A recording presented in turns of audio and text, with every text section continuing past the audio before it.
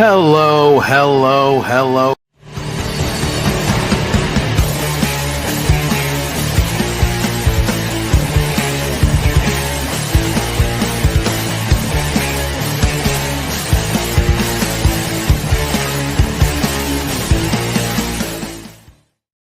Good morning, Love Wrestling. Tuesday, April 8th, 2025. I am here. Drew is here. You all know what we're here for.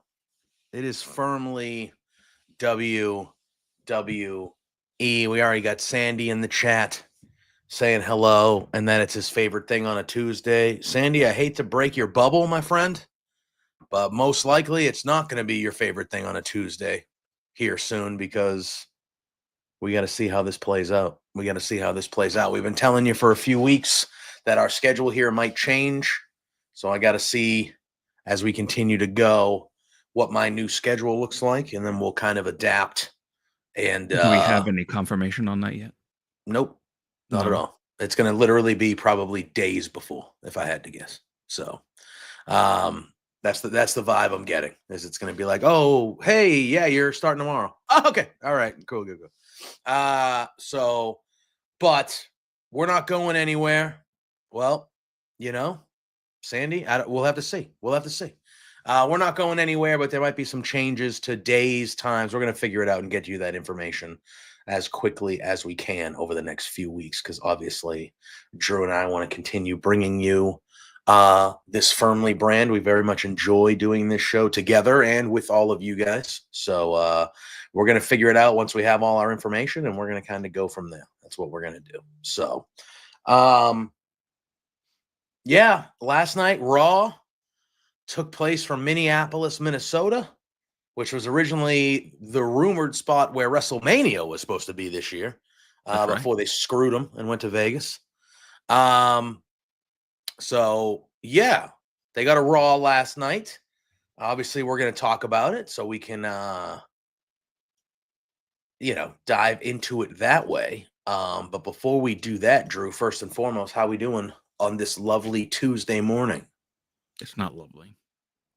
Why isn't it lovely? It's cold. Bro, I was freezing last night when I went to bed. Like, my body was shivering.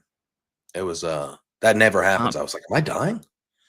For those who do not live in the Northeast, April, specifically like the first couple of weeks of April, are the worst time to be in the Northeast. You think worse than the winter? Well, I don't mind the winter, but I get to a point where I don't want it to be winter anymore. Fair. And that's when spring comes, and it's like, it starts getting warmer. Mm-hmm. So then Mother Nature starts to tease you in the Northeast. It goes, oh, it's March 6th. Here's a 60-degree day. Yep. It's going to start out at 40 degrees, but it's going to get to 60. And then at nighttime, it's going to be 30. Yep. And that's how it is. And then it gets to April, and it's like, ooh, then that happens like every day, pretty much. But then what happens, a random day like today will happen where it doesn't even reach 45 degrees.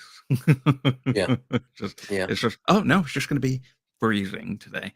And it's going to be windy on top of that. So it's going to be even more cold, because it can't just be 40 degrees and cold. No, now it's got to be windy and feels like it's 20 degrees.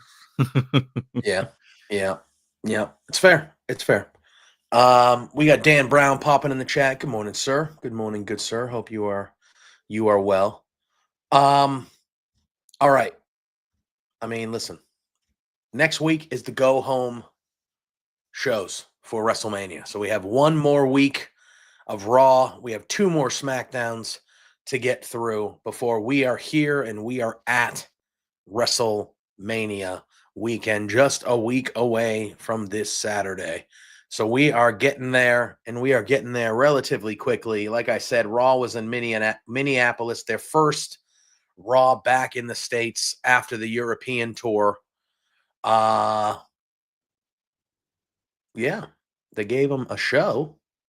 I would say Why is it that so they many certainly gave people them a show. They did give them a show, for sure. They didn't respond to that show as good as they should have, though. I don't blame them. I thought that show was mid as mid can be. I thought last night was very mid.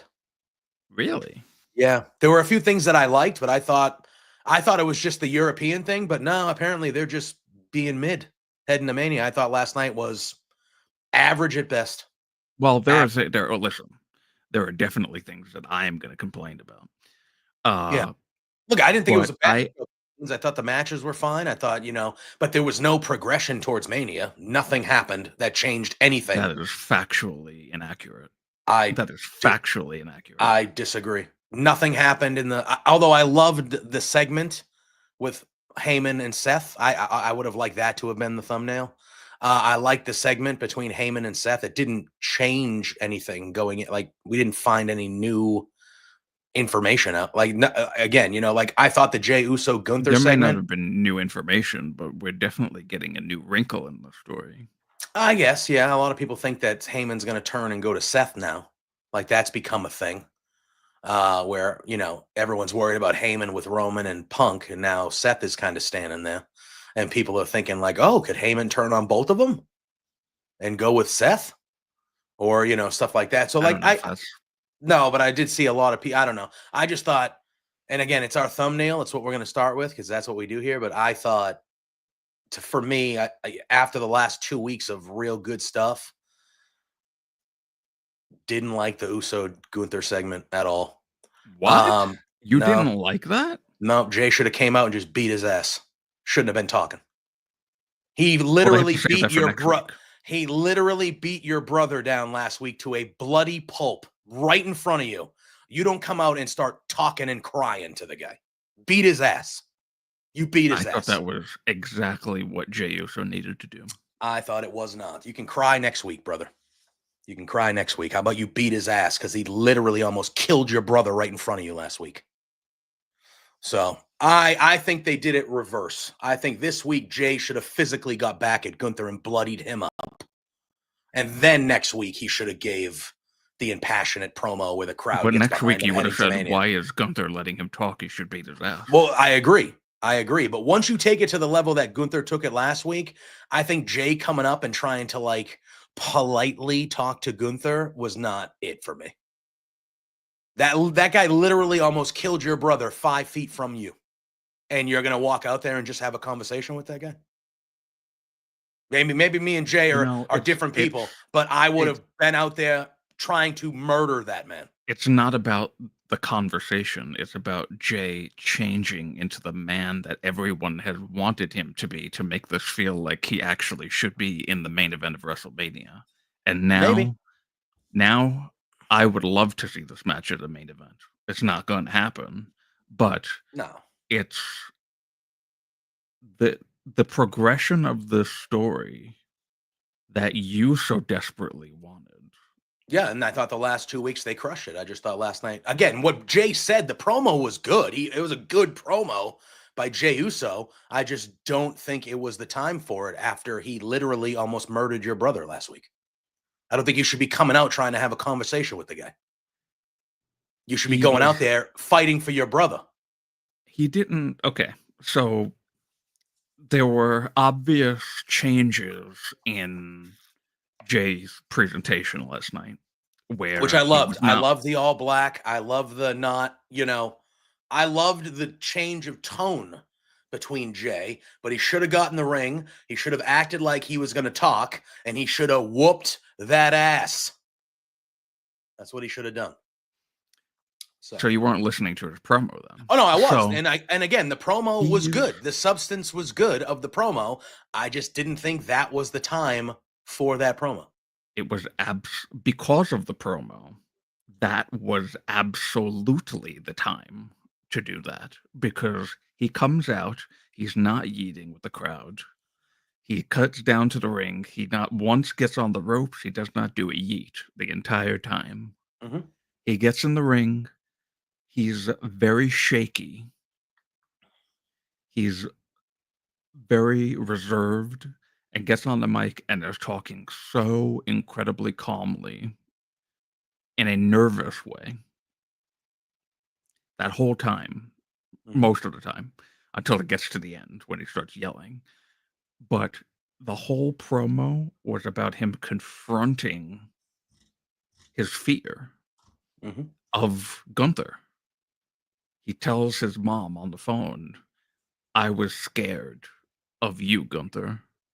Which I didn't like to begin with, because the reason you didn't help Jimmy was because you were zip-tied to the rope. He mentioned It's not because you were scared. It's because you physically couldn't help your brother.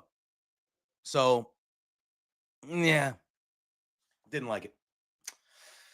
I was scared. That's why I didn't help him. Really? That was why? It wasn't the literal handcuff on your hand? He was zip-tied to the rope. Yeah, so if you weren't handcuffed, you're telling me you still would have stood there because you were scared? Main event WrestleMania guy? No. That is how I did like Sandy. I did like how he called that he used the shoot name. I did like that when he was talking to his mother. He said, Josh, she called me Joshua, like his real name. Again, the substance of Jay's promo, I liked. I just thought it should have happened 2 weeks ago.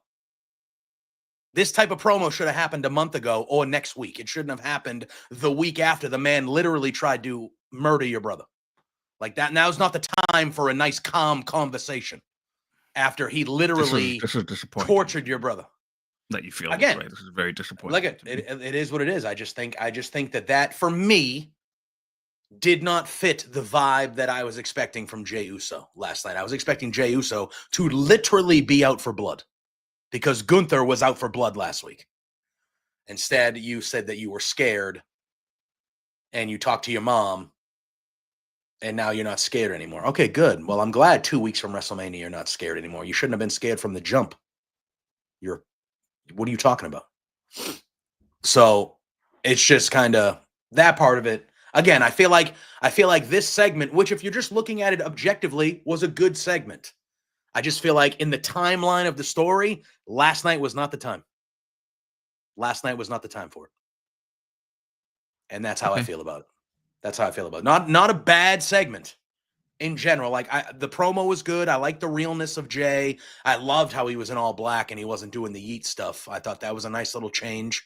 I like that. I just feel like after what we saw last week, that was not the time for that last night. The time was Jay should have been out for blood. Jay should have been out for blood. If you want to cut the same promo after, cut the same promo. But he should have been doing it to a laid out bloody Gunther, saying, I'm not scared of you anymore. I'm not scared of you anymore, man. And in 2 weeks, I'm going to beat your ass just like I beat your ass tonight, and I'm going to take that title because you mess with my family and you don't fucking mess with my family. That's the vibe that should have happened last night. Not, I talked to my mom and, she asked me why I didn't help my brother. No, that's not the vibe. Literally tried to murder your brother last week, 2 feet from you. That's kind of, that is personally how I feel about it. But it doesn't mean we can't talk about it. But that is just how I feel in the timeline of things. It felt like that was not the moment for me. Drew, I can ask you, do you have siblings? Are you an only child? I have a half brother. Okay. I have a younger sister. If I witnessed somebody 2 feet from me assault to a bloody pulp my sister, and then a week later I'm standing 5 feet from them, I'm not having a conversation. I mean, you did take her eye out once. Yes. Well, that was me, though. I'm allowed to do that to my sister, and the other people can't.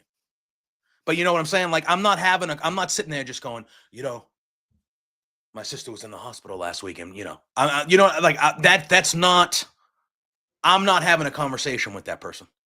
If I see them a week later and I'm within 5 feet of them, they're going to have to get me off of them so they still live after that. And I feel like where the fuck? It should be most people.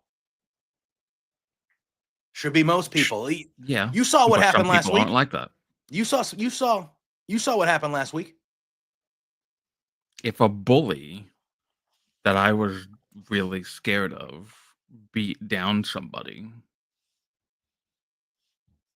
I would want to fight that person. Correct. But if I'm not in a condition or mental state to own up to the fear, to confront them and fight them. But he did. He had already made the decision that he wasn't afraid anymore before he said the words last night. It's not like he just said that off the cuff. Like, he already knew, like, hey, I'm not afraid of you anymore.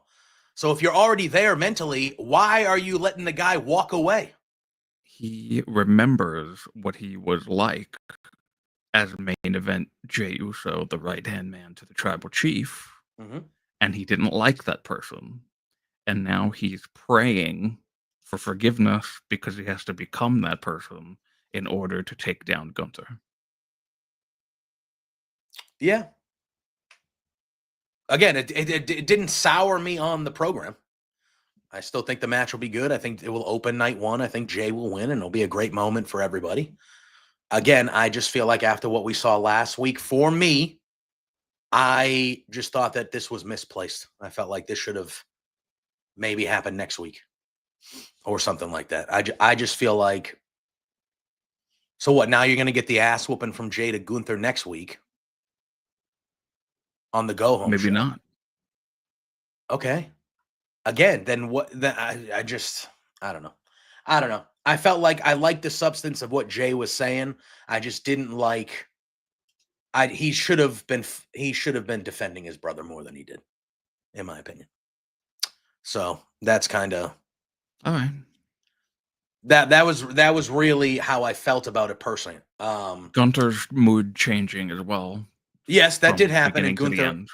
Yeah, which again, I get that, but to me, Jey didn't do anything last night, even with his words, that should scare Gunther. Like, he's just talking. If anything, if Gunther got bloody to a pulp, that would scare Gunther. Oh shit, that guy kicked my ass last week.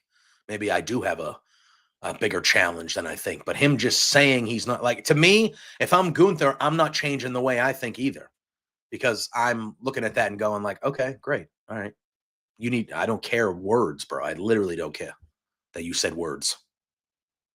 Like, you're literally out here with me after I did that, and you're not even stepping up to me. You're just standing there talking to me. Like, that doesn't scare me. I don't know. All right. I just that's just next segment then. No, what? I want you to talk about it and more. I just gave my opinions of it. You nothing else to say? But you do. You obviously really like the segment, so we can talk about it. I just thought it wasn't the right place in the timeline for it. Most of this WrestleMania build has been the wrong place for most things. I feel like that is a situation we're running into. And again, I know that I'm probably not in the norm last night. Like, I know, again, the segment itself was good. It was a good segment. It just wasn't for me. That's not what should happen a week after what we just saw, in my opinion. But I do feel like we are at, again, I'm not going to sit here and be one of those people that thinks, because I don't think the Mania build has been bad. I don't. But it has been odd. It has been odd, I feel like. Yeah, because they moved WrestleMania 3 weeks. Yeah. So, like, I'm not one of those, and I know I was just kind of negative about the Gunther Jey thing, I just didn't feel about it how a lot of people did. But yeah, I just feel like the Mania build has been odd. There's been things that I feel like should have already happened in the build, or things like that, and it's like, why are we doing this now when there's 2 weeks to go? I don't know. But with that being said, does Jey go back to bright colors and all that stuff, or is this who he is through the match? I feel like he probably should stay like this until WrestleMania. but come out at WrestleMania and like, because he's gonna have a normal, like a huge entrance at Mania. No, right? he's like, got to have the regular entrance to WrestleMania. Yeah, but it's gonna be like at a more grandiose scale, Right. Yeah. So you got Dan saying, I thought they could have had the best of both worlds. Tuesday morning booking here. I would have had Jey cut the promo to the ring and then get in the ring and go after. Maybe that was it. Maybe maybe if he would have gotten physical after, I would have been more okay with it. I disagree. I disagree with Fernando. He said everything felt rushed. I feel like everything has felt like slow. Yeah, I would agree with you. Very slow. Yeah, I don't think everything has felt. I mean, some things, yeah, they're just still booking matches 2 weeks out. So, like, yeah, the 4-way for the IC title, they've rushed that the last 3 weeks to get it, But like, I feel like Drew. I feel like everything has been drawn out way, way longer than usual because there was that 7-week gap. Because Mania is April 20th now instead of this weekend. Like, or 2 weeks ago. Yeah, like usually WrestleMania is the first weekend of April, which was last weekend. So we have, it's 2 weeks later. So I feel like, and we talked about it, but the Europe thing didn't help either. I feel like, they waited to do some stuff. I'm expecting next week's Raw to be a gigantic one. Because it is the go home. Yeah, hopefully. With that being said, though, I do think, and I've never swayed from it, but I do think that promo last night to me solidified that Jey Uso is definitely winning the match at Mania. And again, I've thought that since he won the Rumble, but I do feel like that promo that he said, talking about how he's not scared, that is the type of promo that somebody cuts when they're going over at WrestleMania. So, to me, that solidified that Jey is but will beat Gunther at WrestleMania. Like I said, he just should have got physical. That guy literally almost killed your brother. That was the only thing I didn't like about it. I'll tell you what I did like, though, Drew. Well, first of all, before we move forward, there were a few things on SmackDown. One of them breaks my heart, as you can probably all imagine what it was. But I am heartbroken for Kevin Owens. Oh, yeah.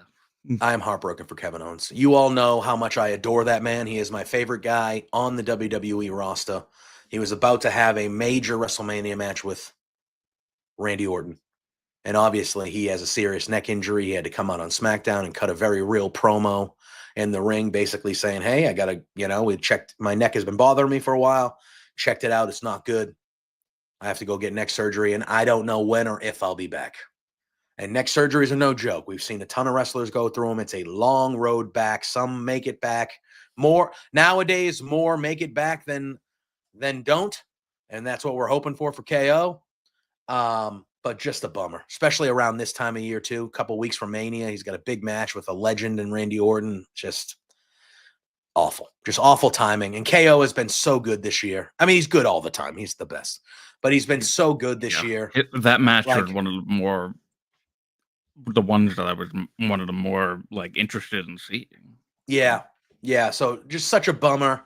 And now everyone's asking, well, who's going to fight Randy? I think Aleister Black is the name that's being thrown around as maybe making a return at Mania to fight Randy if Randy has an open challenge or something along those lines. I could see that. I could see a Rusev debuting. Should be Nick Aldis. Nick Aldis, yeah. So Randy did give Nick Aldis, and Nick, this was a prepaid one for Randy.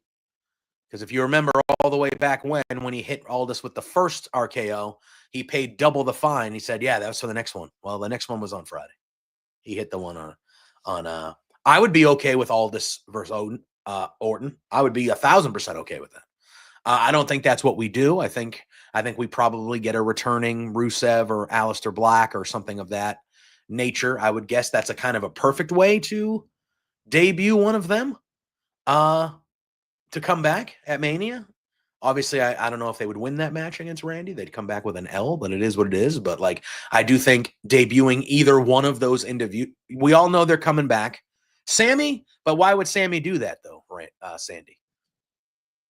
You know, like he's not going to do it in honor of his friend. His friend and him are not friends anymore. You know what I mean? So like that is just kind of. Well, nobody would be doing it in honor of KO. No. I don't know. We'll have to see. We'll have to see where it goes. But just an unfortunate situation with Kevin Owens. We wish him the best and we hope he comes back. And I'll tell you this. His health is most important. Get the surgery, recover, make sure you can live a good quality of life. That is most important. But if he is able to come back, whether it be a year from now, 10 months from now, whatever, that man should return as a babyface, and he should have the rocket strapped to his ass. And that guy should return as the biggest babyface in the fucking company. Stone Cold like that type of guy, and we should be getting him to world title victories when he returns. Out of sight, out of mind. He's gonna be out of our sights for a long time. People will forget that he was this massive heel. They'll just be happy to see him, and he's a great bad guy, and he's a great good guy. When he comes back, I would make him one of the top baby faces in the company upon arrival. Yeah, and that's what I would do. All right, Drew. Oh my God. This show started with Adam Pearce in the ring. And he welcomes the women's world champion, Io Sky. And then he welcomes Bianca Belair. And then he welcomes Rhea Ripley. Bianca Belair coming out once again, all black Bianca Belair, including black lipstick. Just, she just continues to, And was getting booed still. Yep. So. And she had a little bit of attitude when she was talking. She didn't like, when she's talking to the crowd and they're booing her, she's just like, She's like, no. And she's like giving shit to the crowd, like, nope, Like, I like that. I like where they're going there. I thought this was a really good contrast because you got Rhea, who always wears all black. And then you had Bianca that was wearing all black. And then you had Io Sky that was in like this very nice white button-down blouse or whatever it was. Yeah, dress or something like that. I thought it was a good contrast of things. Adam Pearce basically gives all three of them shit immediately. He said, I assumed we could have handled this like professionals, but now it's incumbent to me to fix the problem. So at WrestleMania, we're having a triple threat officially. We need all three signatures on the contract, even though, So Belair, who, again, Bianca Belair has a right to be upset. She 100% is in the right with being upset about this. So Bianca says a couple weeks ago, this would have really pissed her off. But after all she's been through since the Elimination Chamber, she knows she can overcome a triple threat, and she's going to walk out of Mania as the champion. And then she doesn't even acknowledge Io. She says, I'm going to go through Rhea Ripley to do it. Doesn't even acknowledge Io. Rhea then starts talking trash back to Bianca. Bianca cuts her off. Rhea tells her to shut. Yeah, she's like, shut up and sign the contract. She throws the contract at Rhea. She's like, you've done enough whining to get this spot. So sign the contract. Loved it. She's like, no, shut up. You've done enough whining. That was really good. Loved it. So then Rhea signs the contract and she throws it back at Bianca. Then they're squaring up, and once again, Io is kind of being left to the side here. So Io steps up, and Rhea shoves Io away again, as we've seen. Io throws down the mic. She's pissed. She doesn't sign the contract, and she's starting to leave the ring. Pearce goes over to her as she's on the apron, and he's like, hey, you need to sign the contract, man. And she does a springboard into Rhea, who then goes into Bianca, and then Io signs the contract, grabs her belt, celebrates to the crowd, and she leaves with the crowd chanting, Io, Io, Io. I thought this was a fine segment, Drew. I thought this was fun. We finally get the triple threat match officially now. It was what we finally were getting to, which we knew it was coming. Yeah.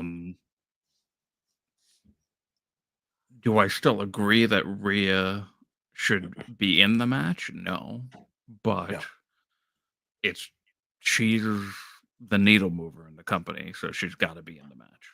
Yeah. I then say she should have technically just not lost the title in the first place, but whatever. It could have just been, her and Bianca. No, but too early. Fine. Too early. But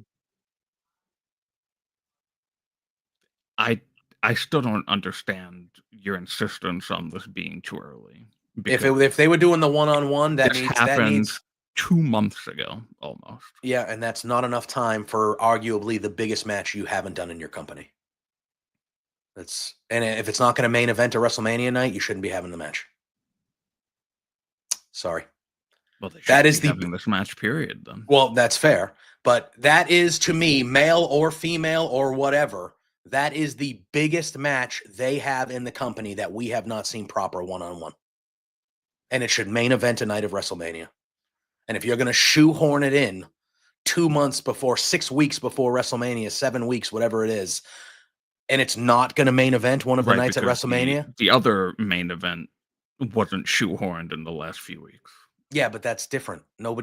Again, it's John Cena who's in his last year versus Cody. Not John Cena. Which one? Which one are you talking about? I'm talking about the other main event. Oh, the triple threat? Yeah, but those guys, though. Again, this is a different scenario. This is two future, they're current stars, clearly. But this is the two, these are the next two major stars you have for a decade. They're already major stars, but you know what I mean. They're like the pillars of your company moving forward here. They're not, it's just different. If it's not going to main event tonight at WrestleMania, you should not be having this match. That's how I feel. I care more about that than I do the weeks of build. But that match should be main event. We'll see if it main events ever. It will main event what this company does. No, with those two, Triple H knows. With those two, that will be main eventing. They had Sasha and Bianca main event. Are we all pretending that didn't happen a few years ago? They've done it before when they know it's a big match. I understand the arguments of people with the booking and things like that, but it's not like 2 years ago we had women main eventing night one of WrestleMania, or 3 years ago, whatever it was. It is. They could save it for that, Sandy. They could. I could see maybe them doing that.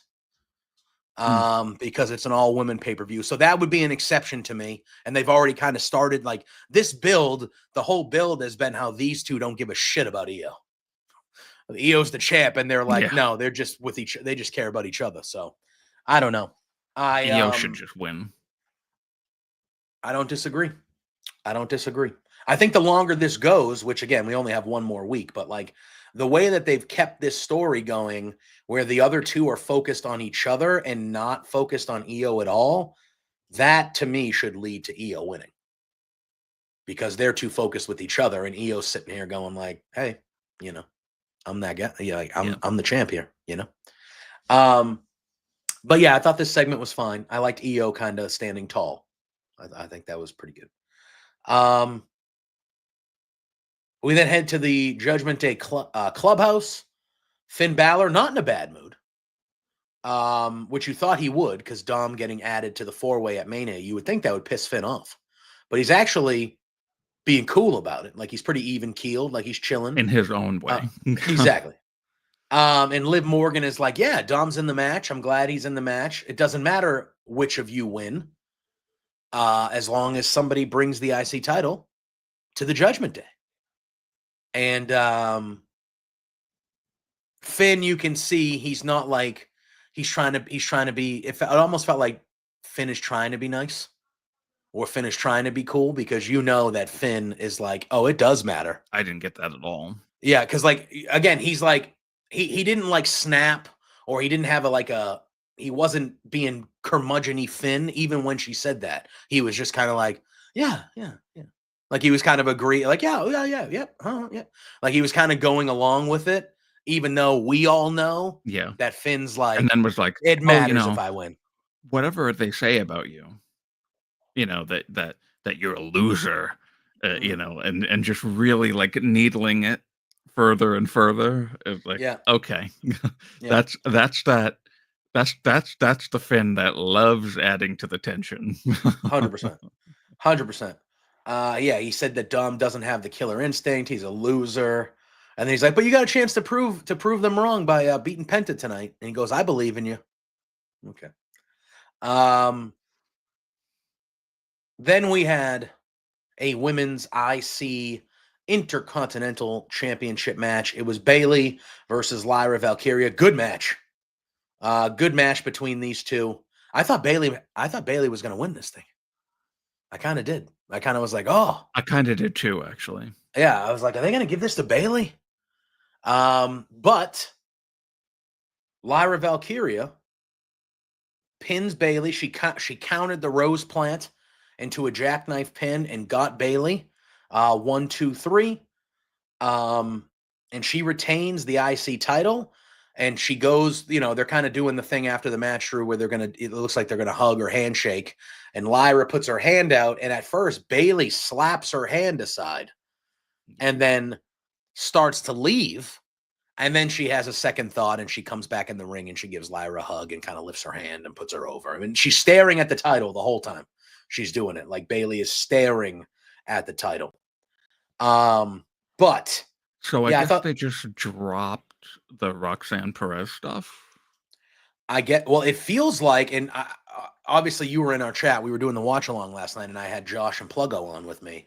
And Josh was furious because he's like, why is the Intercontinental Champion going to be fighting for the tag titles at WrestleMania? I'm glad you mentioned that because I just was reminded by that to say, hey, Sandy, I watched NXT last week. It's true. I was on this guy's watch along. It's true.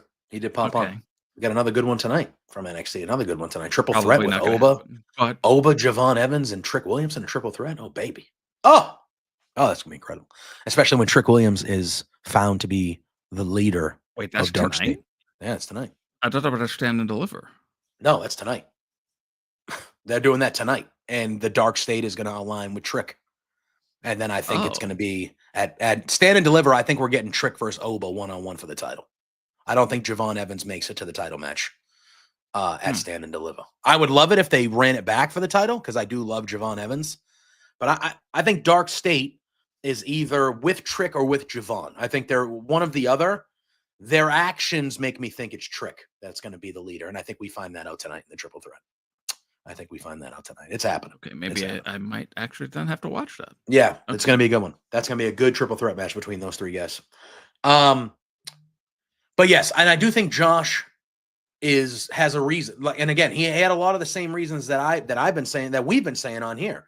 Is this is the first year that those mid-card women's titles are in existence, the U.S. title and the IC title. This is their first WrestleMania where they can be defended. They should be, and in my opinion, have to be defended at WrestleMania. They're not going to be. Never thought that they were going to be. They're not going to be, but they should, and then, like I said, in my opinion, have to be defended. It's their first year of existence. How are you not going to have these titles defended on WrestleMania, your most important year? Like, to me, to have one of your women's mid-card champions in Lyra Valkyria competing in a gauntlet match on Friday night on SmackDown, where if you look at the field, they're probably the favorite to win it. Josh was yelling, as he should. And I have a problem with it too. I don't think that's cool. Now, well, remember that they, for the Intercontinental one, at least for the women, I said that match to crown the first champion, should have been on the debut Raw on Netflix. I agree. And everyone was like, no, it would have been looked down on. It wouldn't have been the most talked about, and blah, blah, blah, blah, blah, blah, blah, blah, blah. Oh, I don't think those people are wrong. It would have got lost in the shuffle. 100%. No, it wouldn't have. It's the first title. Yes. But the crowning the champion for the first time of that title, not something that people would have brushed off. again, bullshitting yourself if you think that. I know how things work in WWE. I think I know. I also know how things work, which is why I know that neither of these titles are going to be defended at WrestleMania. 100%, because they don't really care about them that much. No. And so for me, I saw it both ways. Like, do I think it should have been on the Raw Netflix debut? Yeah, that made sense. It was a big match, big tournament, crowning a new champion.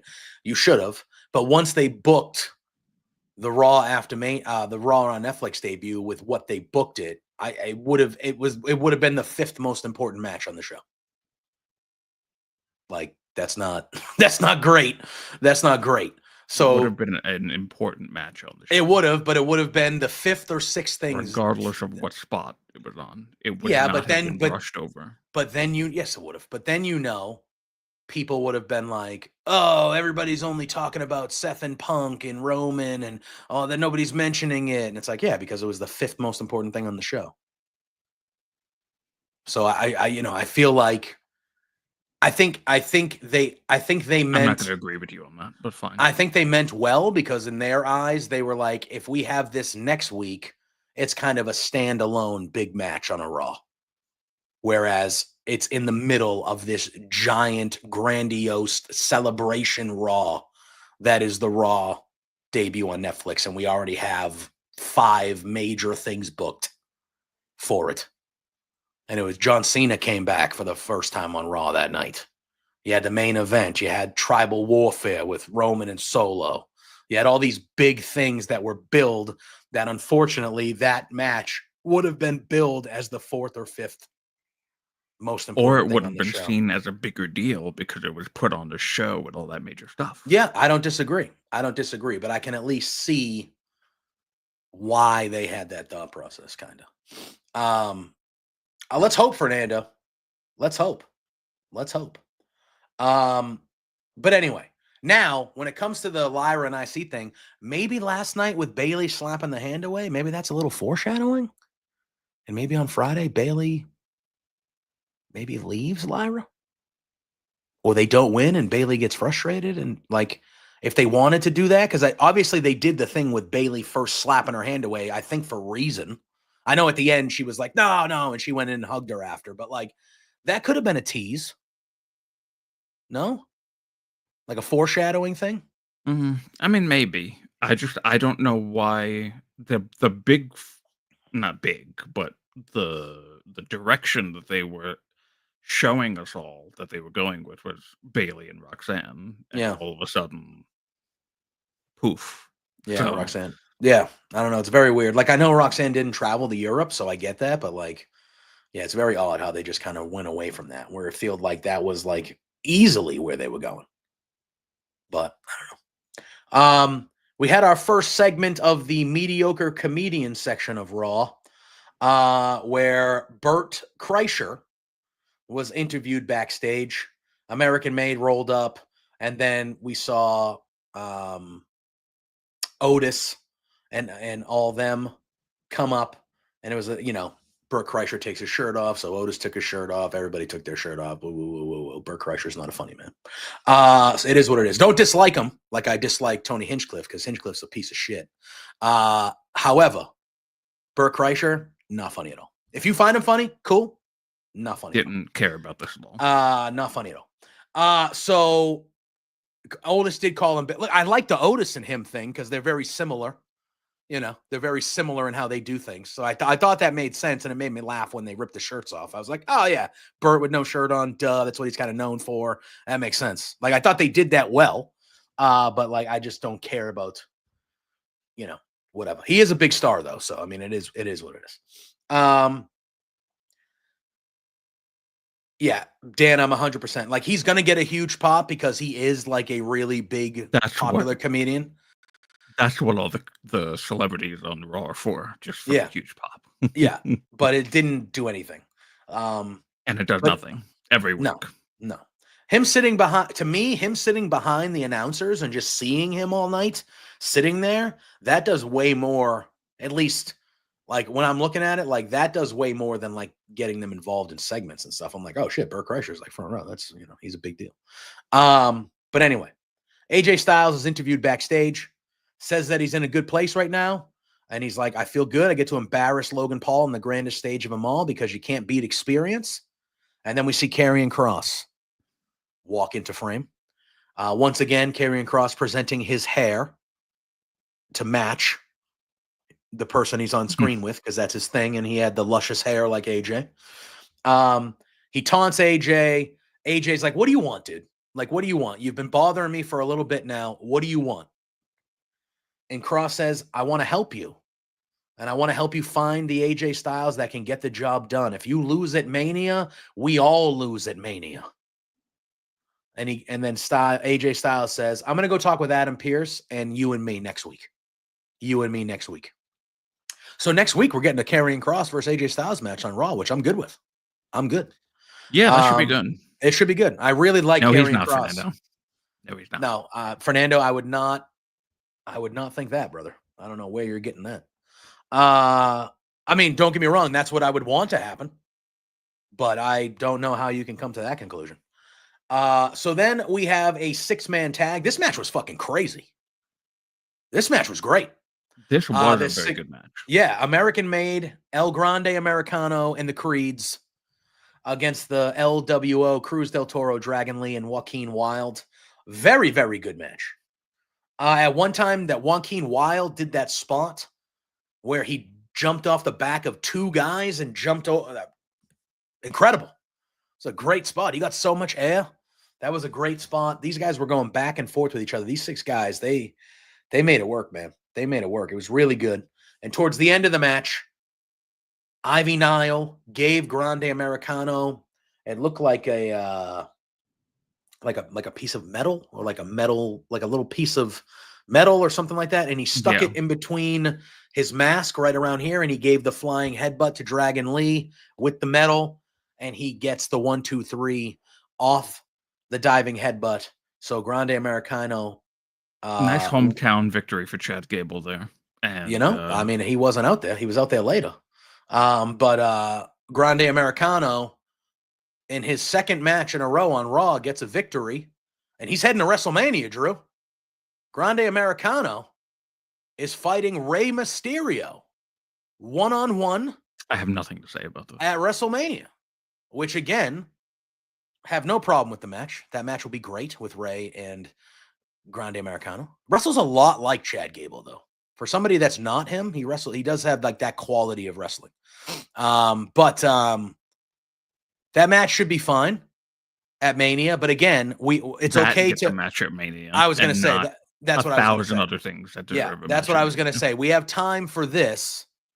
I think, Fernando, that there's a chance it could be by the time we get there.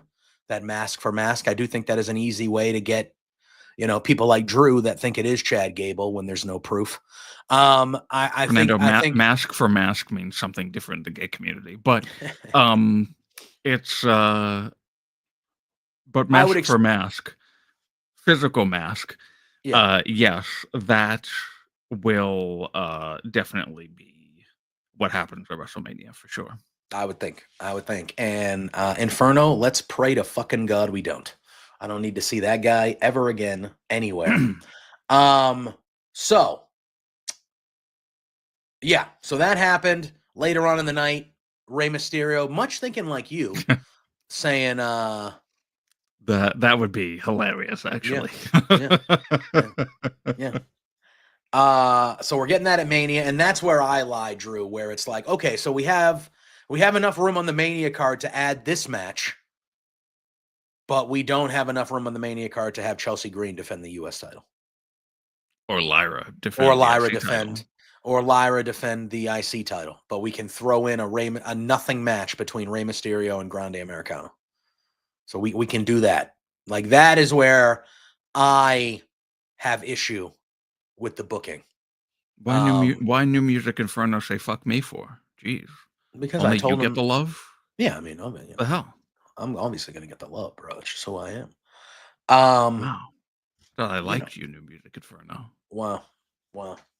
That's okay, because last night someone's like, oh, my 2 best friends, Pluggo and JPJ, the people that I only do shows with.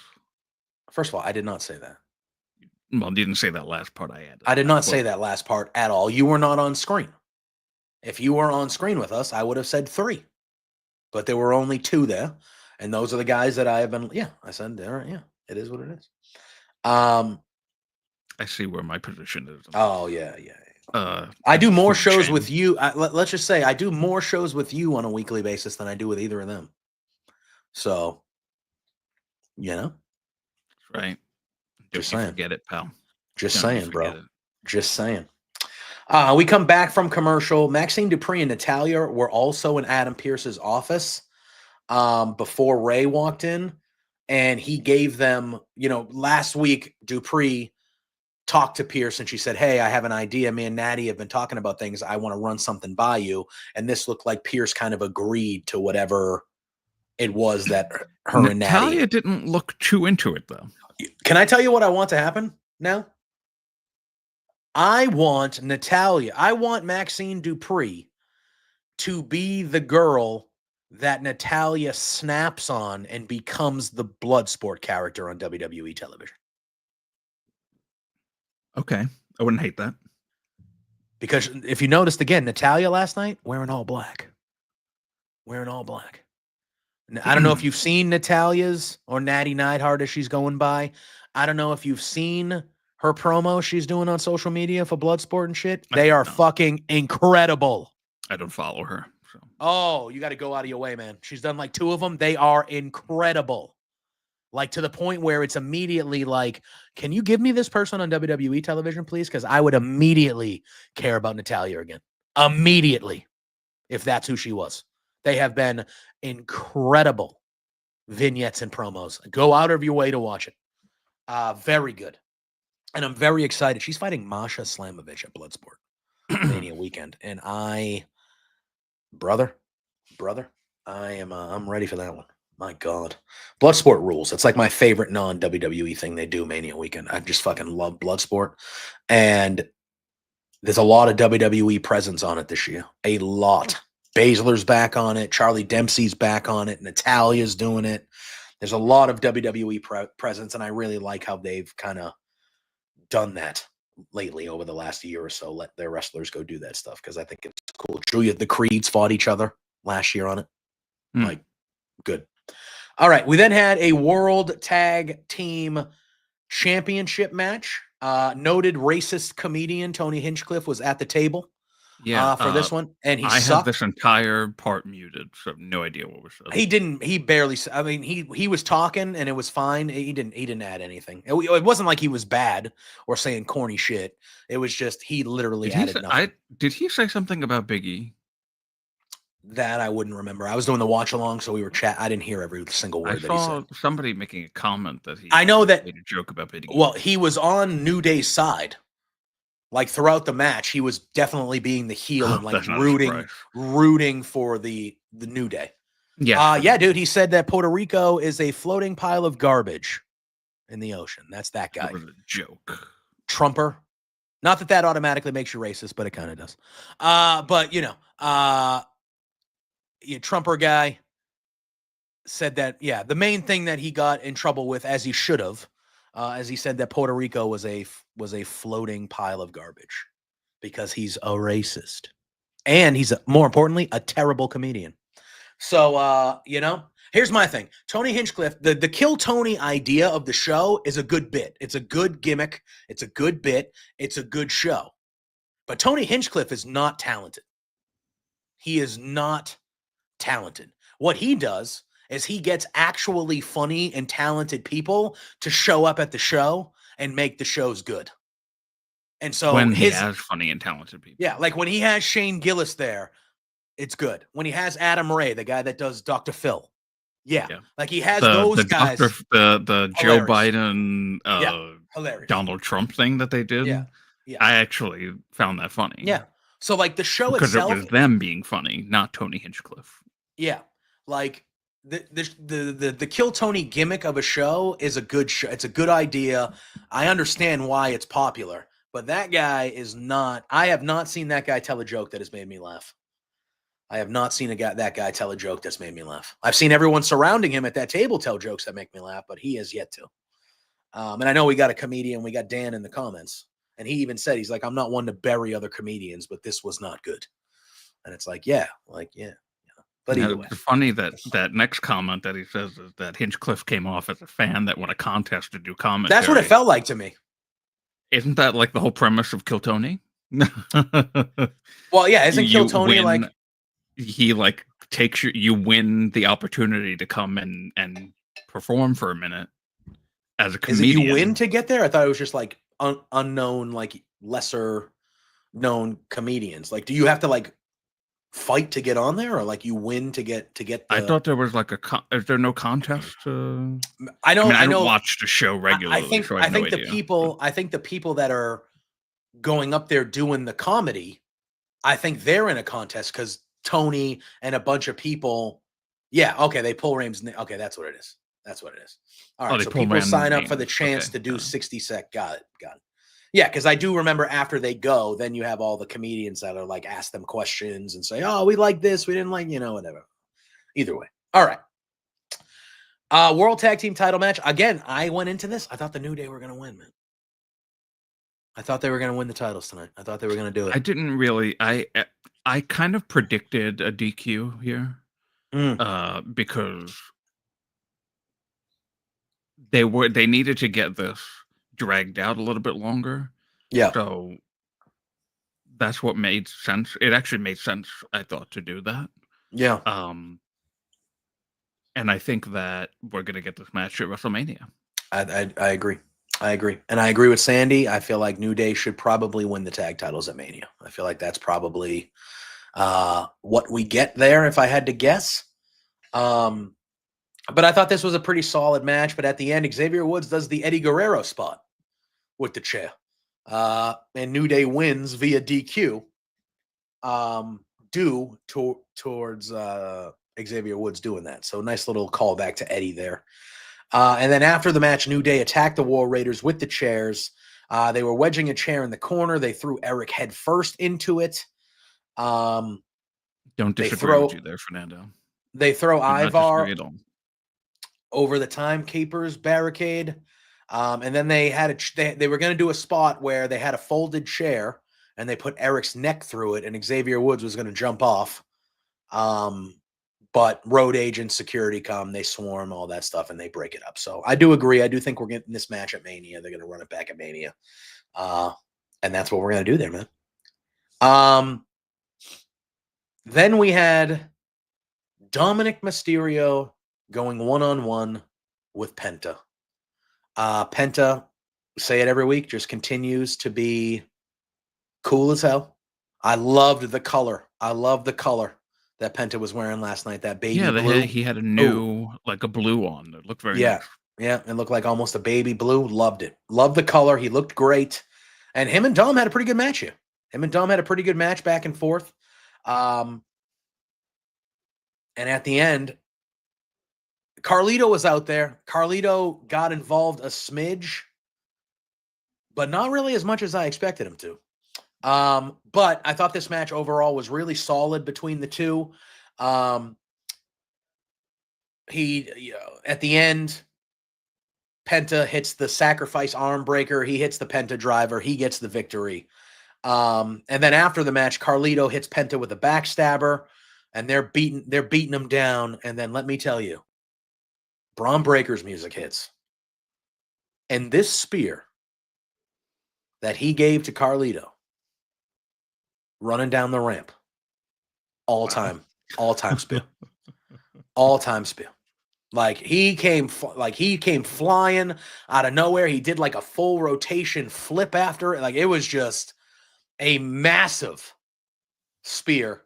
Insane. To Carlito. It was insane. Oh my God. It was what you couldn't even call it a super spear. It was like an earthquake spear. It was so violent, but in a great way. Brutal.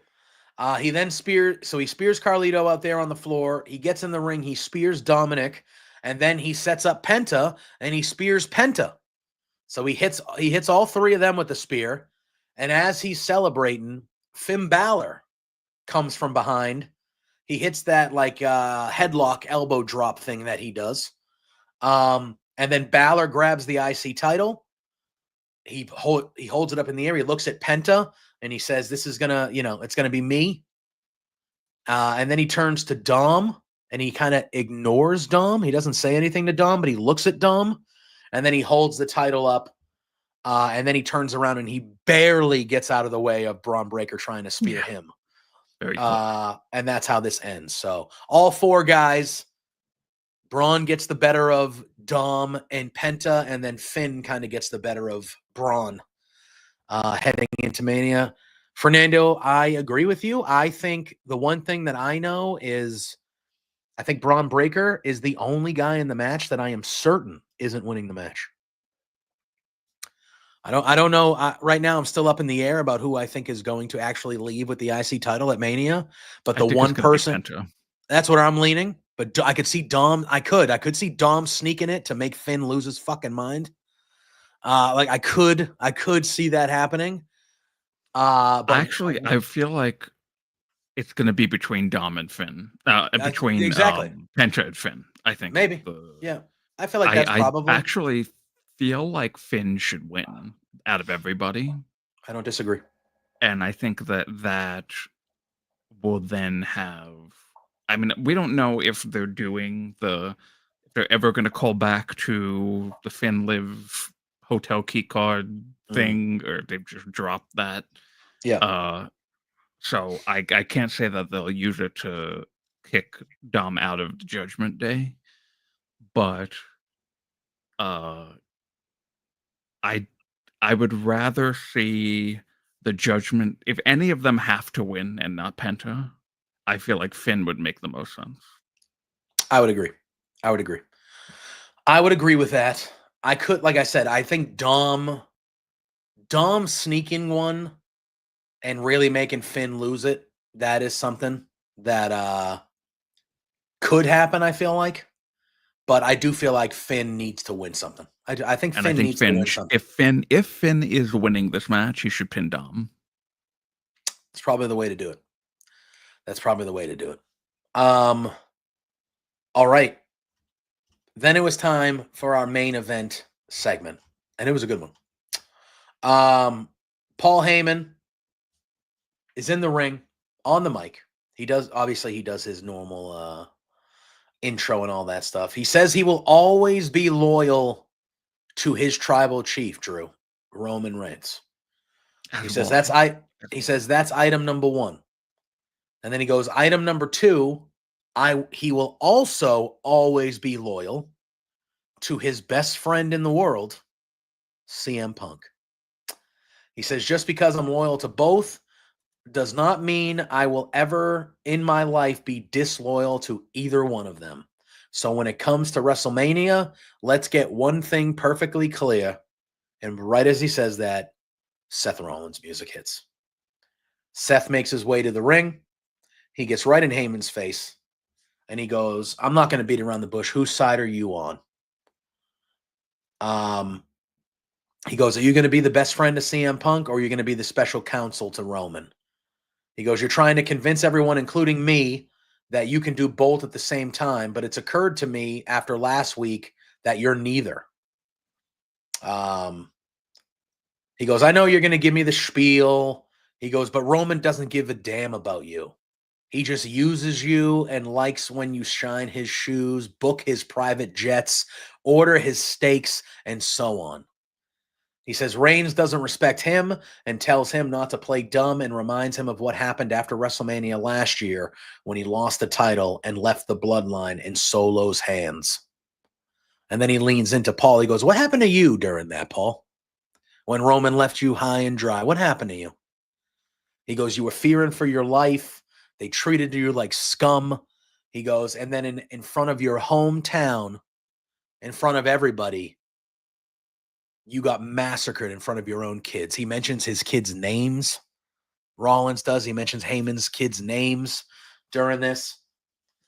And then he goes, and as far as Punk goes, Punk has already said it. He's not here to make friends.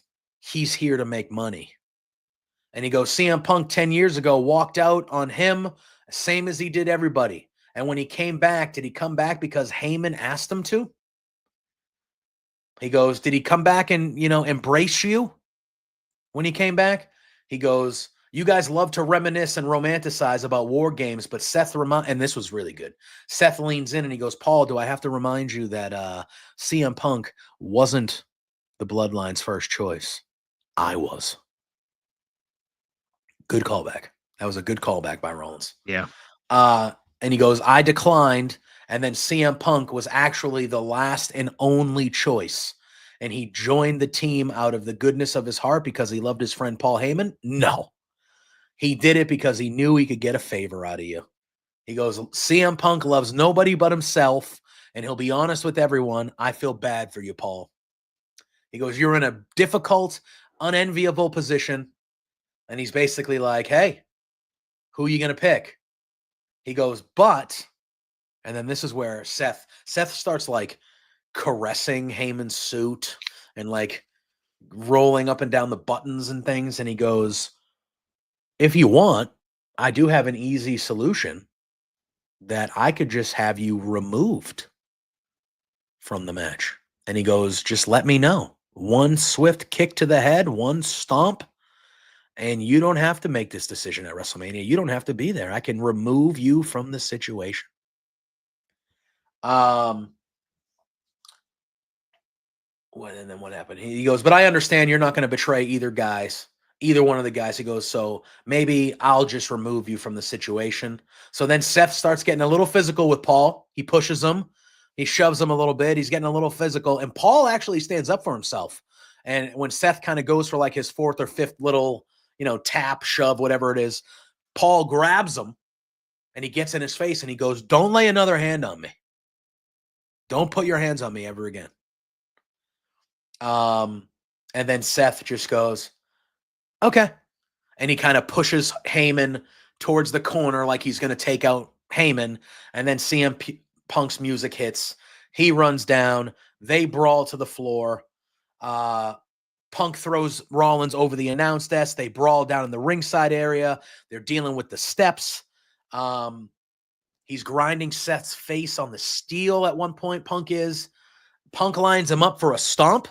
He lines Seth up for a stomp on the steps, and when Punk runs up, Seth runs away into the ring. Punk then slides in the ring, and Seth hits Punk with the stomp. And then Heyman falls to all fours right next to CM Punk, telegraphing that he's going to get stomped easily. The way he fell, it's like, well, Paul, come on, dude. Like, come on. You are literally in the prone position to get stomped. And Seth runs towards Paul. He jumps to do the stomp. Paul kind of moves out of the way, but Seth purposefully misses Paul Heyman. And then Seth grabs the mic and he looks at Paul and he goes, now you owe me a favor. And that's how the segment ends. Now, I thought it was a good segment. I like the wrinkling of Paul Heyman and what they're doing with Heyman when he's involved in this. However, Paul Heyman don't owe Seth Rollins shit. Since when does he owe you a favor because you decided to not give him a stomp? Paul Heyman does not owe Seth Rollins a favor. At all. At all. Not contracted. I did not. That was the only thing I didn't like. I'll say that I half agree. I feel like Paul Heyman doesn't want to really be involved because he knows that he's neglecting Roman Reigns by siding with Punk. And I feel like, because, you can see while they're doing this promo,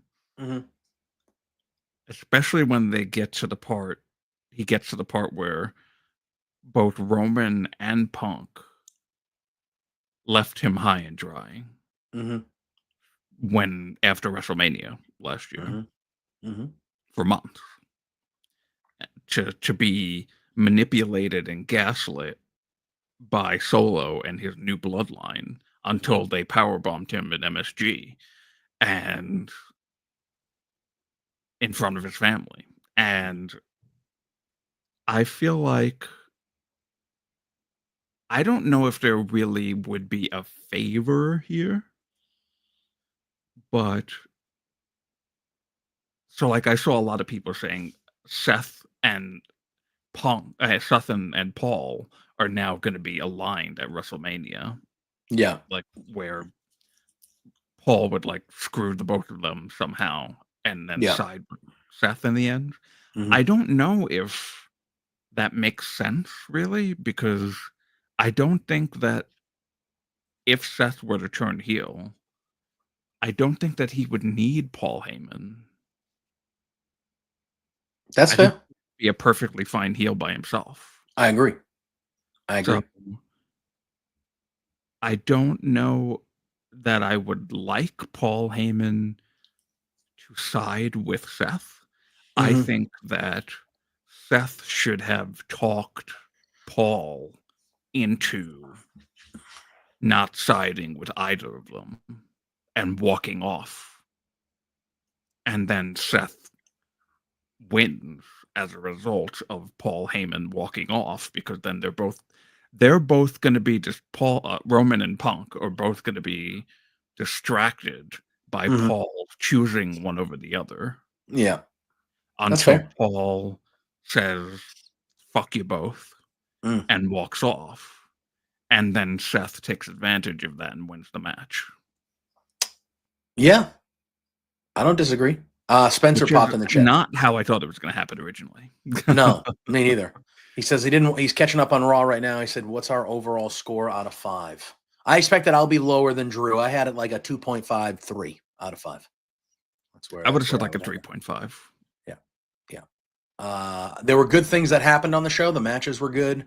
There were a few good things that happened on the show, but I wasn't necessarily jiving with some of it. No, I think, Sandy, I think the time for Paul Heyman finding new people is over. I don't think that's happening. I think he is who he is.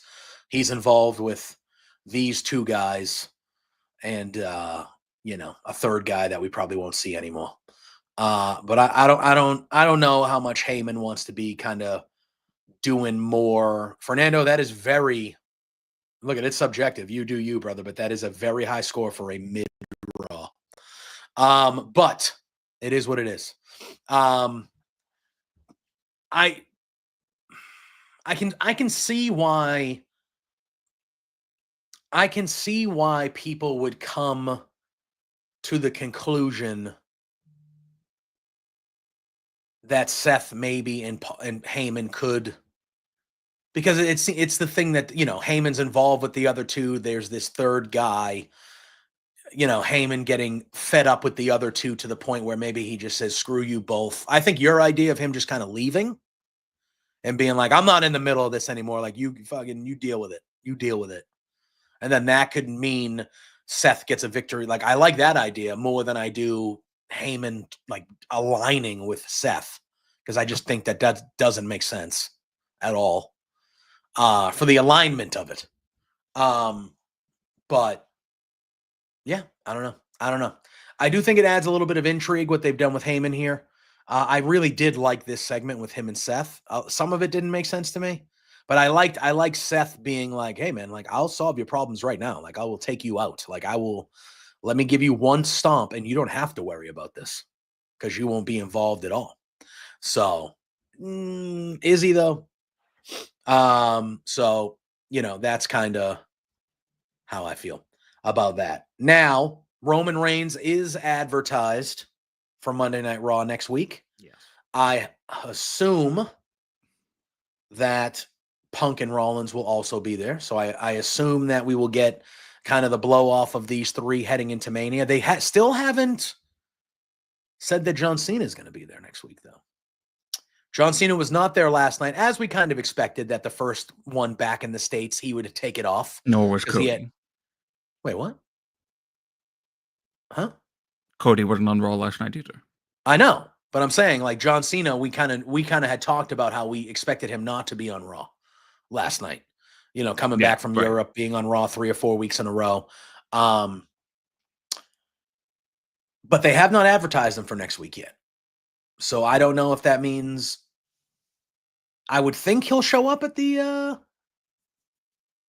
go home to Mania. I would think whichever one Cody is advertised for. And that's my thing, right? Like the SmackDown is in Vegas, whereas the Raw is not in Vegas. I agree, Sandy. I think a week off for those two was okay. Like it was fine. I just think hopefully they're there next week. You want John Cena to be there on your go home week to Mania. Like you want it to happen. Bonkers is saying Seth's favor is to help him win at Mania. I mean, first of all, I don't care about Seth's favor because Heyman doesn't owe Seth shit at all. He contractually owes Punk a favor because that was the stipulation for Punk joining the match. He does not owe Seth Rollins a favor because Seth decided to spare him. That is not how that works. So Heyman doesn't need to do shit. I think what's going to happen next week is Seth, Roman, and Punk are going to be the go-home angle for Raw, and Cena and Cody are going to be the go-home angle for SmackDown. That could be fair. They are the two main events, so that would make sense. Yeah, maybe. And also, Cody is the SmackDown champion, so it's about time he actually did something on SmackDown. Yeah, I don't disagree with that either. Yeah, so that was Raw. Again, like there were things I liked on Raw, but I thought all in all, it was just kind of an average show. It to me, it felt like the week before Go Home. That's what it felt like to me. Oh, this is the week before a Go Home show, so we're going to give them a couple good things, but for the most part, we're not going to advance anything. It's just going to kind of be, let's get to next week so we can do the Go Home show and the big hoopla, and that's what this show felt like to me. It felt like, hey, let's just get through this week to the big one next week. And that's what we're doing. Yeah. And that now there's a couple of things from SmackDown that we want to address. One of them is the debut of Rey Fenix. Yes. That was a very, very, very good match between him and Nathan Frazier. I mean, once I saw it was Nathan Frazier, I was like, all right, well, this is going to be quite good. Yeah. Very good match, and he looked phenomenal, by the way. Like he slimmed down a little bit. Mm-hmm. Got some abs now. Yeah, I mean, he's had a lot of time. He's had a lot of time to get, unfortunately, with everything that went on. Like he wasn't wrestling for a while, so he could get his body right, kind of, I think it was on TV for like 6 months. Yeah, maybe even more. Yeah. And then, well, hold on. There's now we got another match confirmed for WrestleMania with Naomi and Jade. Oh, loved it. Beautiful. First non-women's title WrestleMania match ever. That's fucking crazy, by the way. Ever. 41 WrestleManias. 41 WrestleManias. To get to this. And this is the first non-title one-on-one women's match in the history of WrestleMania. I'm glad they got the spot, but that is not anything that anybody should be proud of. That is brutal. That there was never one story that was good enough in a non-title form with the women. And honestly, I didn't even realize it until they said that. Yeah. Yeah. Didn't even realize it. I was like, holy shit. Yeah, absolutely. Now let's talk about the elephant in the room. I did not care about this segment at all. I know everyone was talking everyone's real happy about Charlotte being back now, right? Right? Well, I mean, I am. I think it's fine. But yes, I think people should be happy about one of the all-time greats returning. Yes, I feel like people should be okay. This was bad. Well, no, and she shouldn't be. Listen, you know me. I am as strong an advocate for Tiffany as anybody. I've been high on Tiffany since the moment I saw her in NXT years ago. She has not done well here. She has not. She clearly got the upper hand on Friday. She did. And this promo she did, but it was also, shots below the belt. It was all, it's how you want to look at it. It's how you want to look at it. I feel like they presented they turned Tiffany. When Tiffany cashed in the Money in the Bank, she got the babyface pop, but they kind of kept her as a heel in her attitude and the way she was talking. They kept her as a heel. And then once the Charlotte thing happened, that was them going, okay, now Tiffany's going to be full on goody two shoes babyface. And I think we have to have an honest conversation about it. I think Tiffany has struggled. Oh, I think Tiffany has struggled. Charlotte hasn't helped at all. No, because Charlotte she's a bully. She's going to see that you're struggling and she's going to make you look like an idiot. And I think that sit down that they did a couple weeks ago, that was Charlotte being a bully.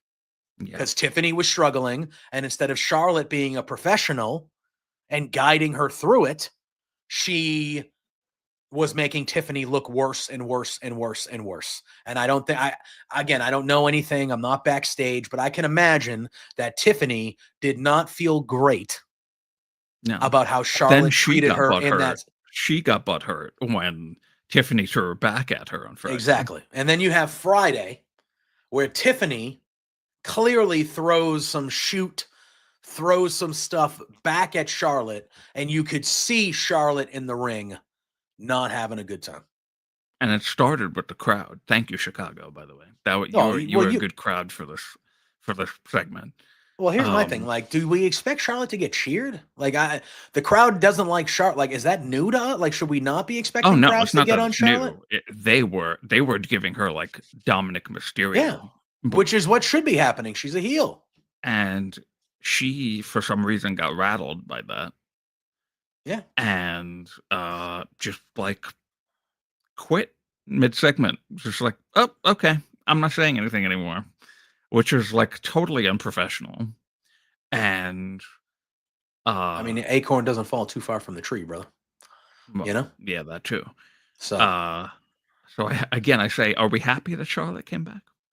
Because if this is the product that she decides to give, I'm like, well, it seems like what I said about this division not needing her in this current moment was true, because I don't see Naomi getting a spot like this and being a complete piece of shit like Charlotte.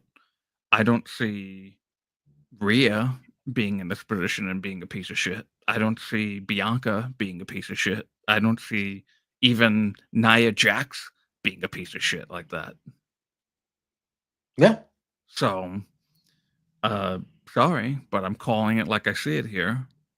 And I will say, the human being Charlotte Flair dealing with what she had to deal with, I understand and sympathize with that.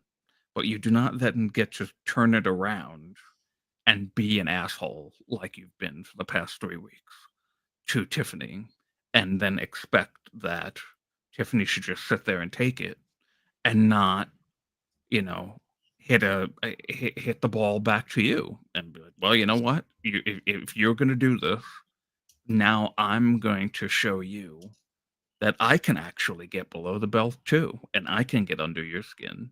And instead of taking it like Tiffany has taken it for the last 3 weeks, she then continues to be an unprofessional piece of shit about it and completely shit on that segment.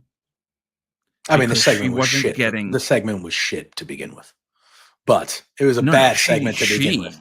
She added to it. Shit on that segment. Yeah, she added to it, but the segment was bad before it all broke down. It was pretty. The segment was very quickly broken down because Charlotte got rattled by the boos. Maybe. I don't know if that was planned or not, because I don't know why boos would rattle Charlotte, because she's been booed literally 90% of her career.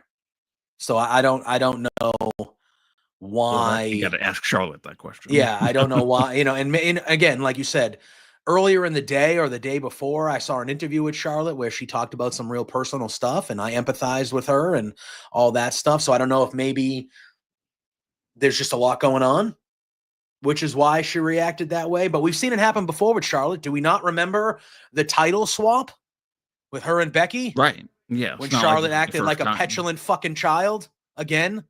And again, I am not anti-Charlotte like Drew. Drew's leaning in because he doesn't like Charlotte. I still think Drew's opinion of Charlotte is wrong.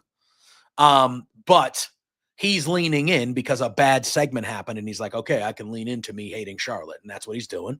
And that's what it is. Well, but I'm not wrong. About this segment, correct. You're not right about an all-time one-of-one Hall of Famer returning to a company being a bad thing. You're wrong. You're wrong. She hasn't proven to be vital to this division at the point. Well, because they threw her in. If this is what she was going to do, then sorry, she shouldn't have come back. Maybe she shouldn't have come back. Maybe she should have waited. Or maybe they shouldn't have just shoehorned her into the main event like usual. I would have had no problem if Charlotte didn't win the Royal Rumble. I thought it was fine that she did. She's Charlotte Flair. And the match with Tiffany kind of wrote itself. You know, we could see that from a mile away that it was going to happen.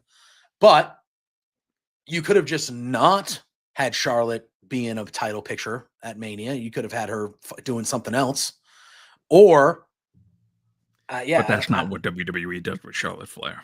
Exactly. So it is what it is. You know, a couple weeks ago, we got in a little bit of a tiff, or I wouldn't say a tiff, but we got in a discussion where we were disagreeing, and you were like, well, I'm attacking the booking. And I was like, well, at some point you got to attack the people that are actually doing the thing in the ring too.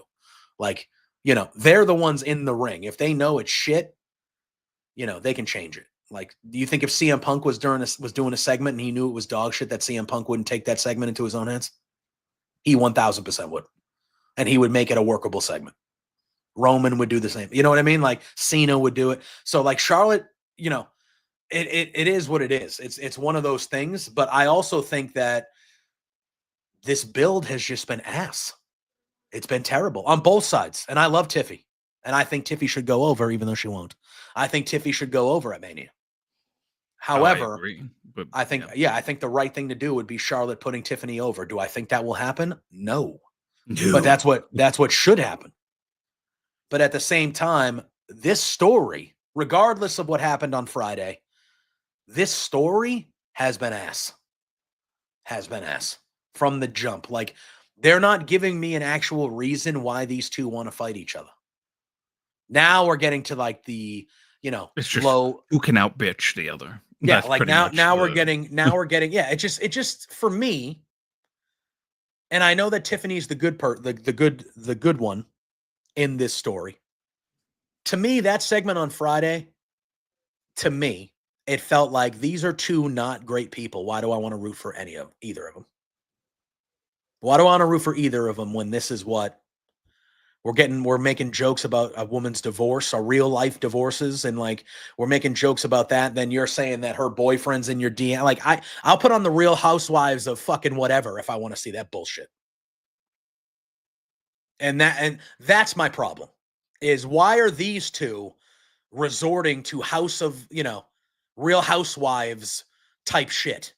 Like, I don't need that because type of booking. Both Real Housewives. That's why.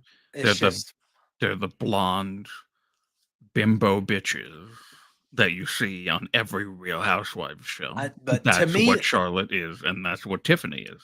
At least that's what Tiffany's character is. Well, Tiffany, I would give you the character, yes. I don't think Charlotte has ever been positioned or booked to be a bimbo.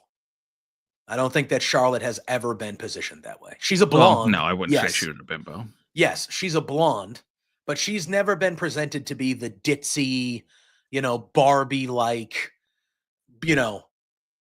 like that. That's Charlotte has never been. Tiffany, daddy's girl, when she first got to NXT, she was daddy's little princess, and she had a rich dad, and that was her character. And, so like, I can see that, the Tiffany character, but Charlotte has never been presented to me that way. She's always been presented to me as one of the best. Like, that's how she's been presented. So now for them to just kind of resort to the low-hanging, I don't know. I just think both of them look really bad. Both. Like, it's not making Tiffany one look good over the other, to me. Am I excited that she mentioned the Andrade thing? No. But I can understand why she did it. Oh, yeah. I get it. Yeah. Both of them. Exactly. Both of them. I feel like both of them. Really, I know you're saying it as me being more anti-Charlotte. Well, Sinner even said it. Sunday Sinner said, got here just in time to see Drew hate on Charlotte. So obviously this is a thing we all know. So I don't like that the company relies on her unnecessarily to be put in these positions over and over and over and over and over and over. That's my thing with her. Like, it's not even that I hate her. I don't hate her because I'm sure she's probably a fine person outside of the ring, and for all intents and purposes, she seems to be. She seems to be. I've seen nice things said about her. Oh yeah, for sure. But when it comes down to professionalism, she kind of lacks it. And it's very evident in this feud. Very evident. It's been evident in previous feuds with other people. There was a very infamous segment that we just mentioned a couple of years ago where she threw down a title instead of handing it to Becky. Mm-hmm. And they played tug of war. Yeah. So this isn't new for Charlotte Flair. Yeah.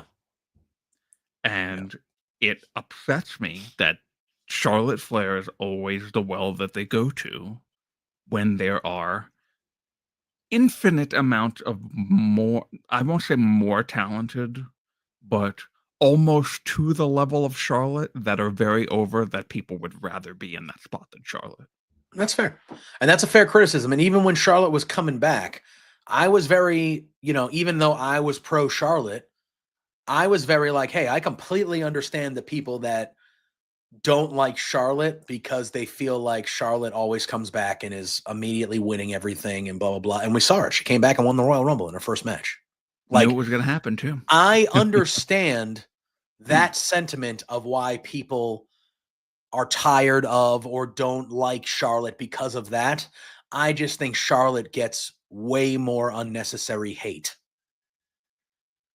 beyond that than she probably should. Now, a segment like Friday does her no fucking favors. That does her no fucking favors. But I do feel like Charlotte gets hated on more than she should. There's definitely another layer of that when it comes to a lot of fans, which I think is unfair to Charlotte. You want to critique her winning all the time? I'm right with you. I don't think she should win. I just openly said Tiffany should win this at Mania, and she's not going to.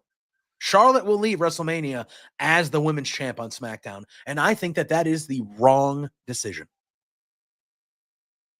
So I can understand that, but I do think Charlotte gets a certain level of hate that I feel like is unjust.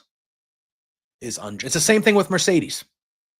Mercedes gets a ton of hate from people for no real depth to the reasons of hate other than they just hate her. For whatever, everyone likes her, so I hate her.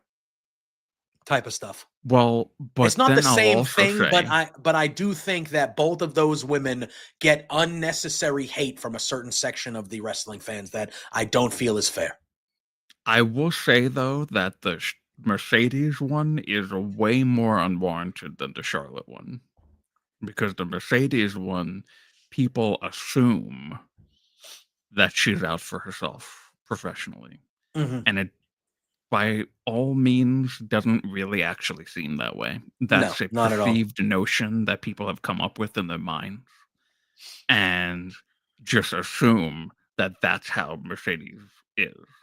And that's not actually how Mercedes is. Yeah. But it's kind of how Charlotte is. Yeah. Yeah. Yeah. So I see segments like that and I just go, oof, that's just, it's unfortunate.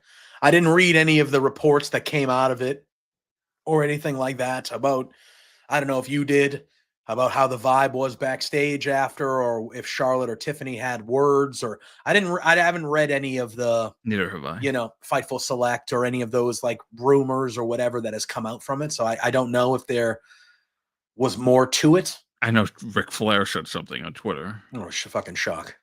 Yeah. I do think Conrad Thompson was like not cool. Yeah. Because everybody has a Flair and sucking the dick of the Flair family. That's fair. Look, I do agree with them though. I do think that was kind of a low blow from Tiffany. I didn't think that was. I agree. Necessarily, I agree. It was a low blow. Absolutely agree. I feel like that wasn't necessarily a thing that. My nose is itchy. I feel like that wasn't. God damn, Drew! I got a sharp itch in my nose. Damn. Jesus. Turn off your camera for a second if you need to. What the hell, bro? It just something shot up there. Yeah. So an unfortunate segment. It was just bad. And then everything that happened. It was a bad segment from the jump, and then it just got worse and worse and worse. It was not great. Hopefully they can recover and at least get some semblance of something good. Lou, he's not out here. He's probably sleeping. Yeah, he usually pops in. It's at 11:35. It should be happening kind of soon, I think. But we're already. I don't know if we have anything else. We touched on Rey Fenix. We touched on the Kevin Owens stuff. We went through all of Raw. Obviously, the other main thing on SmackDown was the Charlotte Tiffany thing. Yeah. I can't think of anything else. Yeah. Yeah. So we have SmackDown. All right. So for the record, I should know more about my schedule, hopefully, and my personal side of things by the end of the week. But I do know for a fact that next Tuesday, I will not be available at our current time doing this show. That you are frozen. God damn it. You can still talk, though. I can hear you, though. Yeah. What happened? Hopefully that continues. Uh-oh. Am I frozen? Yeah, you're frozen on my end, but really? I'm also frozen on my end. Yeah, you're completely frozen. My computer is frozen. Beauty. Well, we're all right. So, so next week you will get a WrestleMania preview from us here at Firmly WWE. We will be giving you a full in-depth 2-night preview. Well, not two, you know what I mean. Preview of both nights of WrestleMania. Yeah. It just maybe will be recorded in live at our current time on Tuesdays at 10, or it might be a different time throughout the week. Maybe because it's Mania, we do it a little bit later in the. I'm not sure. We got to figure it out. So stay tuned to Love Wrestling on social media. Actually, we could wait. Maybe we don't do Firmly WWE on Tuesday. We could actually wait until Friday. My only concern about that is what if the go home show is actually like fucking amazing? There's also SmackDown though. Yeah, I know. Yes. So that's really my only concern is like if the go home show of Raw next week is like fire, are we really going to want to wait 4 or 5 days to talk about it? Or you know what I mean? Like that's really my only. SmackDown could also be fire, and then we never talk about it. That is true. So I'm kind of figuring out what it's going to look like and things like that, but we'll figure it out. We are going to be here Thursday though. Thursday. 10 a.m. like you are used to. Firmly AEW. We will be here live. We'll be talking the fallout from Dynasty this past Sunday. If you want to hear more in-depth fallout from Dynasty, go on the Love Wrestling YouTube. Drew and I did a Firmly AEW reacts to the pay-per-view right after the show. That was a good time. And I'm telling you now, there better be a good explanation tomorrow because otherwise I'm not going to be happy. Yeah. So we'll be back Thursday, normal time, 10 a.m., Firmly AEW, talking Dynasty, talking tomorrow night's Dynamite. And then we should have an announcement to you guys, hopefully by the end of the weekend, about at least what the next week's schedule and the next few weeks' schedule will look like. And then, Drew and I have had conversations galore about the possibilities and the things that we're going to do. So we'll get that info out. So we'll just say that. And you can still hear me, right? Yes. Okay, because my computer's still frozen. Yeah, you are completely frozen, but we can hear you perfectly. The running idea that we have, just so that we get it out there, the running idea that we have right now is that we do one show a week on Thursdays, starting at 9, and we talk about both WWE and AEW. That is one of the ideas. Now, again, I have not talked to my new shoot job about my schedule, whatever. So, like, if there's a way for me to kind of work my schedule around that I don't have to change anything from a content standpoint, at least a wrestling content standpoint, that's what I'm going to try to do. So maybe we get lucky and there's a chance we don't have to move everything around, but I'm not dumb. And I know that that is probably not a likely scenario. So we're trying to figure it out. Like Drew said, that is one of the ideas on the table, but that only becomes an idea if I still keep Thursdays off, which I don't know is a guarantee. Both of my monitors have now went dark. Oh, God. Well, Drew, plug your stuff. You can then still quickly. Hear me. Yeah. Well, then plug your stuff then quickly. Oh, wait, now you're not frozen anymore. You're just super dark. Now the lights are flickering. It looks like you're like on a delay. I think the Y6 are coming to get me. Yeah, I was gonna say, like, now I can see you moving, but your mouth is not moving with the audio. It's like delayed. Oh, like boy. you're oh no, now it's pretty good. Yeah, so now you're just dark. So yeah, because my screens are still dark, but I guess my camera's working. I guess so it is now. Yeah, you definitely became unfrozen. So yeah, that's nice. Yeah. Yeah, so I can't see you, but you could see me. You can't see. Oh yeah, because your monitors are black. Yeah. Yeah, that's why it's dark. So yeah, so we'll figure out what we're gonna do next week. Just look at our socials and we'll figure it out. I had a thought, maybe we do, this is something we've never done before. Maybe we do a live Firmly WWE after SmackDown. Potentially. That is something we could potentially do next week. I'll probably be watching SmackDown live, so maybe that could work. Or maybe I don't know. I know weekends are tough, but next week is Mania weekend, so I feel like our calendar should be pretty clear of things outside of WrestleMania. So maybe we do a little, we'll have to check with like 4 Exposure, but maybe we do a little Saturday morning, Saturday afternoon. Okay. That's the possibility. Preview Mania right before night 1 starts or something like that. Maybe in the afternoon on Saturday or something. We'll figure it out. And we'll get that info to you as soon as we possibly can. Yeah. There's also a possibility that I may be going to Dynamite next Wednesday. It's next Wednesday and Thursday. Would you be coming to both or just Dynamite? AEW part would also, so it's going to be an interesting week next week. Yeah.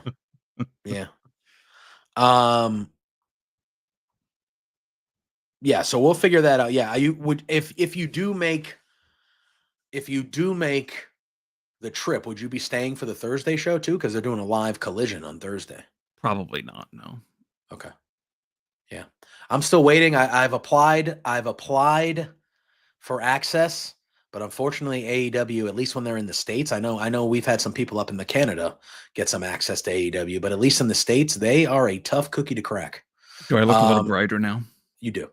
Okay. They are a tough cookie to crack. So I'm hoping I will be at that show next week covering it for somebody. Love Wrestling, Body Slam, both somebody. I'm trying to get in the building, but AEW is very mean to me. Very mean to me. Oh. And they don't give me access. Everything just popped on. I just saw it happen in real time. Well, now I look too bright. Yeah.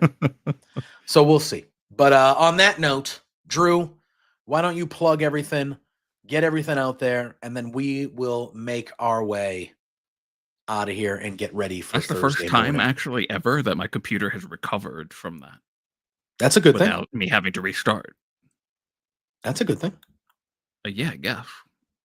Or maybe it's a bad thing. I don't know. Okay, so you can follow me at the Drew Nicholas on Twitter and Blue Sky and Roundtable Pro Wrestling Podcast.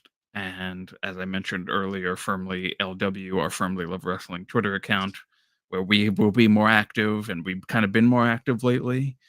And our personal accounts are really where we're going to share what the plans of next week and the Firmly brand in general going forward will be.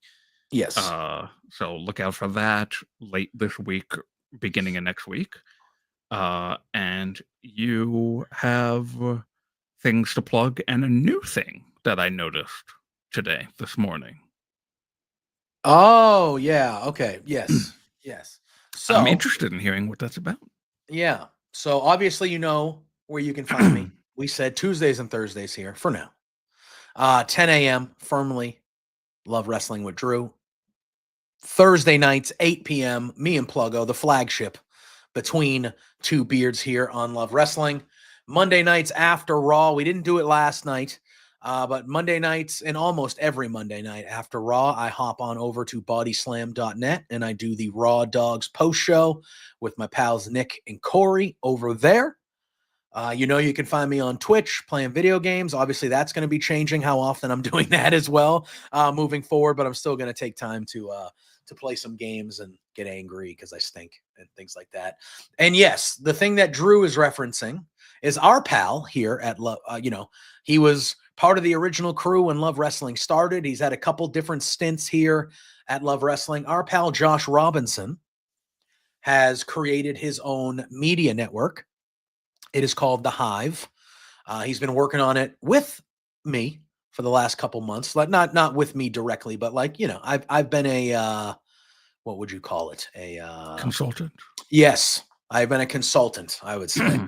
And you know, it's going to be a media outlet. We're going to obviously talk about wrestling, but we're going to talk about all different types of sports like pro football, baseball. Obviously, Josh likes footy, Australian.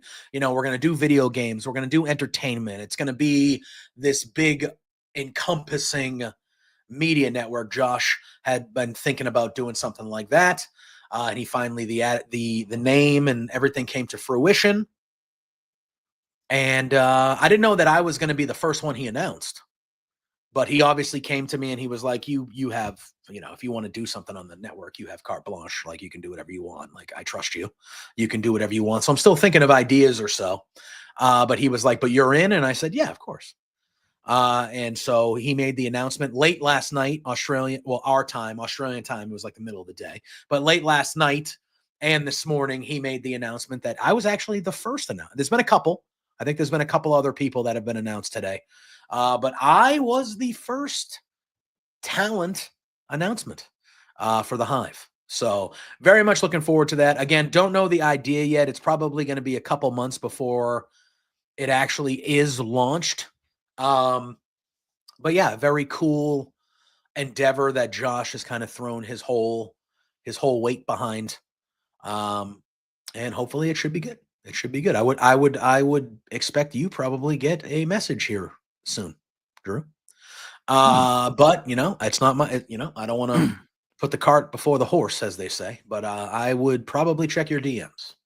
But yeah, so that's what is going on there. So again, probably not anything happening till end of May, June-ish, I think, before the official launch. But yeah, we're getting some people together. Obviously, there's going to be a very strong Australian contingent of content creators on there as well, as Josh that is where he's from, and he has his circle of people from the land down under that will be involved. And then I'm assuming there's going to be some familiar faces for us Love Wrestling people as well. So that's what I got. That's new. Be on the lookout for that. It should be a fun time. Yeah. So that was kind of the new news of the last couple of days. So very nice. We'll see how it goes. I do like the graphics, like the color and the yes, bee. I love the little bee and yeah, I like that. Very nice. Yeah. So, but anyway, yeah. So that's what's gonna be going on there, man. It's gonna be pretty good. So I'm looking forward to it. It should be fun. But again, we got a little bit of ways before we get there, so I'll have more information about that and like what I'm going to be doing on there. But it's not going to be live content right away. It's going to be like recorded audio podcasts to start, and then it's going to build to live content, streaming, and things like that. Josh has a pretty solid plan. He's kind of wanted to do this thing for a long time, and I think he's kind of spent the last, years or so not only being a good content creator, but I think he's been kind of building this in his brain of how to properly do it and get it to a point where he knows it's going to succeed and he has everything lined up. And I think we are there. So it's exciting. Yeah. So we'll have to see how this goes over the next couple months. So, but I think it's going to be good. The promotion's already out there. Josh has always been somebody to me that is like really, really forward and really out front with promotion. Like he's a very good person when it comes to like promoting his stuff. Yeah. So I feel like the promotion part of it is really going to be the wheelhouse for him and things like that. So I think it should be a pretty good thing. So we'll see, but I'm excited about it. I've wanted to do more with Josh forever. So I wanted to do a show with Josh once upon a time. So, yeah. So again, this might not mean timing differences. And that's that's the thing. Like I've done shows with Josh here or there. We still do our Sims. He hops on and we chat whenever we can. But it's an 18-hour time difference or whatever the hell it is. So it's hard sometimes. But yeah, it should be a lot of fun. I'm looking forward to it. I think there's a chance that it could turn into something really special. So that's what we're gonna do. So all right. That's where you can find me on all that fun stuff. But you can find Drew and I 2 days from now. 2 days from now, we will be back here. God help us. 10 a.m. on Thursday, talking some AE-dub, hearing what the Young Bucks have to say tomorrow night. They better be there and they better talk. Yeah. So we're going to see how that goes. But Drew and I will be back bright and early, 10 a.m. on Thursday morning. Appreciate everybody in the chat. Appreciate everybody hanging out. You all know the drill. Until then,